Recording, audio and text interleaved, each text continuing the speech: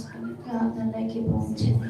స్తోత్రం స్తోత్రం స్తోత్రం స్తోత్రం దేవా తండ్రి పరిశుద్ధానికి స్తోత్రం అయ్యా. నీ నామానికి మహిమ తండ్రి. అయ్యా ప్రభువా నిజంగా ప్రభు ఇంతవరకు తండ్రి మేము ఈ విధంగా కుటుంబ సమేతంగా మేము బ్రతికి ఉన్నామంటే కేవలం మీకు ఆ మంచితనం కాదు తండ్రి. ఈ అర్హత లేని వారమైనప్పటికీ ప్రభు మా చూపిస్తున్నాం దేవా. అందరూ వచ్చి నామానికి మహిమ కలుగును గాక. అయ్యా పిల్లల ప్రోగ్రామ్ మీరు దీవించండి, ఆశీర్వదించండి.